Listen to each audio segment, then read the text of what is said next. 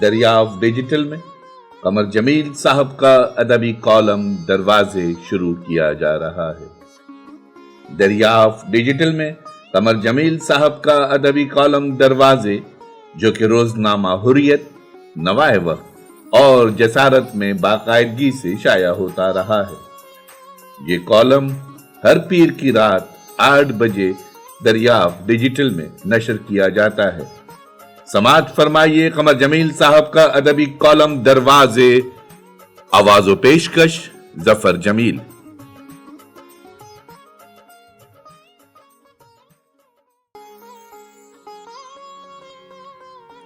قمر جمیل کا ادبی کالم دروازے، سماعت فرمائیے۔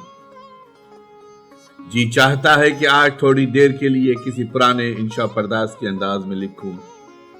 یہ اچانک بادل گرجتا ہے، بجلی چمکتی ہے، ہر طرف اندھیرا چھا جاتا ہے، اور ایسے میں ایک شخص سامنے آتا ہے کہ جس کا نام ہے محمد خالد اختر۔ اس کی آنکھوں میں ذہانت کی چمک ہے اور اس کا سینہ تخلیق کا شعلہ ہے۔ وہ بولتا ہے تو یوں لگتا ہے کہ گرج رہا ہے، اور جب کسی پر گرجتا ہے تو یوں لگتا ہے کہ برس رہا ہے۔ اس کا فرما بردار اور اس کا مداح ہے۔ وہ گرج کر پوچھتا ہے، انتظار حسین دوسرے ہم عصر ناول نگاروں مثلاً گراہم گرین، جان فاؤلز اور آئی بی سنگر تک پہنچا ہے کہ نہیں؟ اچانک بائیں طرف سے مرزا حامد بیگ نام کا ایک افسانہ نگار آتا ہے، اور انتظار حسین کو وہی بے دست و یار چھوڑ کر آئزک سنگر کے بارے میں کہتا ہے کہ میں اس سوال کا جواب ابھی پوری طرح نہیں دے سکتا، کیونکہ آئزک سنگر ابھی ہم لوگوں تک پوری طرح پہنچا ہی نہیں۔ اس کی نمائندہ تحریر دی اولڈ مین میں اب تک دیکھ نہیں سکا ہوں، اور مزید یہ کہ اے صاحبو، مجھ میں ہمت نہیں ہے کہ میں محمد خالد اختر صاحب کی طرح سنگر کے دوسرے درجے کے ناول سلیب اور اسی درجے کے ناول نگار جان فاؤلز کا مطالعہ کروں اور اس پر گفتگو کروں اور اسے عظیم کہہ سکوں۔ محمد خالد اختر صاحب نے بستی کو کمتر درجے کی چیز ثابت کرتے ہوئے ہم عصر نامہ نگاروں میں جان فاؤلز کا درجہ بڑھا دیا۔ اگر محمد خالد اختر صاحب کو فرنگیوں کا حوالہ دینا ہی ضروری تھا تو ناول کے معتقدین میں سے یعنی پرانے لوگوں میں سے پولینڈ کے جوزف کارنٹ کا انتخاب کیا ہوتا۔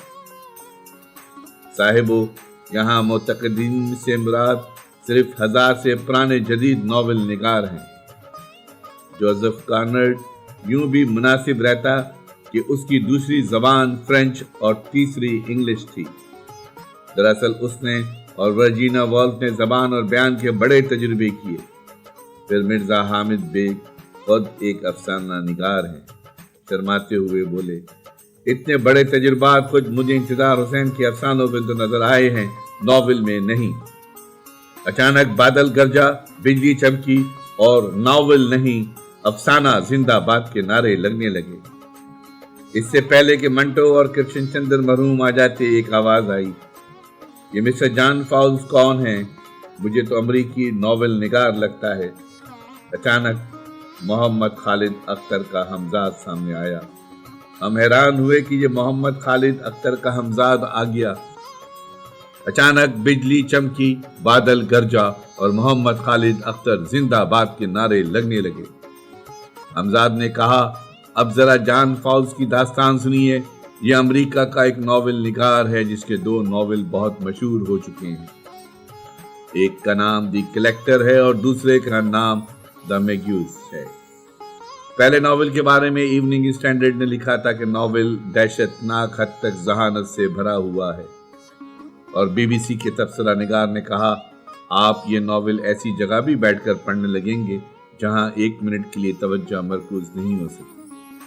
اگر آپ نے یہ ناول پڑھا تو غلط سلط جگہ بھی اس کے منظر، اس کے کردار، اس کی باتیں آپ کی توجہ اپنی طرف کر لیں گی، بار بار یاد آئیں گی، پیچھا کریں گی۔ میں آپ کو یہ ناول پڑھنے کا بہت زیادہ شدت سے مشورہ نہیں دے سکتا، بہت زیادہ اصرار نہیں کر سکتا، اور جہاں تک دوسرے ناول کا سوال ہے وہ پہلے ناول سے بھی زیادہ گہرا ہے، مگر میں نے یہ دونوں ناول نہیں پڑھے۔ اس لیے کہ محمد خالد اختر صاحب نے کہیں چھپا دیے تھے۔ ہاں ایک کتاب پڑھ لی ہے، دا ایرسٹوس، اس میں اس شخص نے اپنے فلسفہ حیات لکھا ہے، وہ حاضرین کی خدمت میں پیش کرتا ہوں۔ بادل گرجا، بجلی چمکی اور آواز آئی پیش کرو۔ چنانچہ خالد اختر صاحب کے ہمزاد نے مسکراتے ہوئے کہا، حاضرین، وہ یونان کی ایک فلسفی ہرکلیٹس کا شاگرد ہے۔ ہرکلیٹس یونان کے عہد زرعی سے پہلے پیدا ہوا تھا۔ افلاطون کے فلسفے پر اس کا بہت گہرا اثر ہے۔ وہ کہتا ہے کہ ہم ایک دریا میں دو بار داخل نہیں ہو سکتے، ہم ہیں اور نہیں ہیں، مگر وہ ان خیالات سے متاثر نہیں ہوا۔ ان سے تو افلاطون جیسے لوگ متاثر ہوئے۔ جان فاؤلز تو اس بات سے متاثر ہوا کہ یہ قدیم یونانی دانشور کہتا ہے کہ شرفا اور عوام دو ہی طرح کے لوگ ہوتے ہیں۔ ہاں حیاتیاتی طور پر بھی یہ نظریہ غلط نہیں ہے۔ تہذیب، سائنس، علم، ادب اور اخلاق کے شعبے میں افراد ہی نے کارنامے انجام دیے ہیں، لیکن اس کا یہ مطلب نہیں ہے کہ عوام سے نفرت کی جائے۔ اچانک بجلی چمکی، بادل گرجا اور نعرے لگے، آمریت زندہ باد، فاشزم زندہ باد۔ مگر ہمزاد نے چیخ کر کہا کہ جان فاؤلز کو آپ لوگوں نے غلط سمجھا ہے۔ وہ کہتا ہے اور سچ کہتا ہے کہ یورپ کی جابر حکومتوں، آمروں اور ظالموں نے اس فلسفے کو اپنے لیے ایک ہتھیار بنا لیا، مگر میں اس خیال کی صداقت میں یقین رکھتا ہوں۔ پھر بادل گرجتا ہے، بجلی چمکتی ہے اور ہمزاد غائب ہو جاتا ہے، اور ایک پروفیسر سامنے آتا ہے اور کہتا ہے کہ دراصل جان فاؤلز یہ کہتا ہے کہ کوئی شخص ایسا نہیں ہے جو پوری طرح مکمل ہو، اور کوئی شخص ایسا بھی نہیں ہے جو پوری طرح نامکمل ہو۔ اس کے ناول دا کلیکٹر میں چند افراد اور عام لوگوں کے درمیان جنگ ہوتی ہے۔ اس نے دکھایا ہے کہ کرداروں میں جو شر پیدا ہوتا ہے وہ دراصل غلط تعلیم کا نتیجہ ہے۔ وہ کہتا ہے کہ لوگ اپنے شر کے ذمہ دار نہیں ہیں، بلکہ ان کا ماحول ذمہ دار ہے۔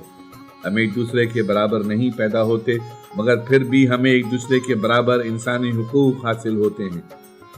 ہمارا فرض ہے کہ ہم عوام کو تعلیم دے کر انہیں اس احساس سے نجات دیں کہ وہ کم تر لوگ ہیں، اور چند بڑے لوگوں کو یہ یقین دلایا جائے کہ حیاتیاتی بڑائی اگر واقعی وجود کی ایک حالت ہے تو یہ سمجھ لو کہ یہ ایک ذمہ داری کی حالت ہے۔ جو کچھ میں کہہ رہا ہوں اس کے لیے کسی ثبوت کی ضرورت نہیں ہے، آپ کا متفق ہونا ہی اس کا ثبوت ہے۔ اچانک آواز آئی، ادب کے بارے میں گفتگو کرو، سیاست کے بارے میں نہیں۔ پروفیسر نے کہا، جناب وہ کہتا ہے کہ ہم لوگ اپنے ہمزاد کو تعلیم دیتے ہیں، اپنی ذات کو نہیں۔ ہمارا ہمزاد پڑھتا لکھتا ہے اور ہم جوں کے توں رہتے ہیں۔ ہمیں اپنی ذات کو معاشرے کے دباؤ سے بچانا چاہیے۔ ہم معاشرے سے مطابقت کرنا تو سیکھ لیتے ہیں، ہمیں یہ بھی سیکھنا چاہیے کہ ہمیں کہاں معاشرے سے مطابقت نہیں کرنی چاہیے۔ جو اپنے آپ کو جان لیتا ہے وہ اپنی مملکت کو جان لیتا ہے۔ ہمیں ماضی میں زندہ نہیں رہنا چاہیے، مستقبل میں بھی نہیں۔ علاقائی تنگ نظری سے بچنا چاہیے، چڑیاں اس کی بہترین مثال ہیں۔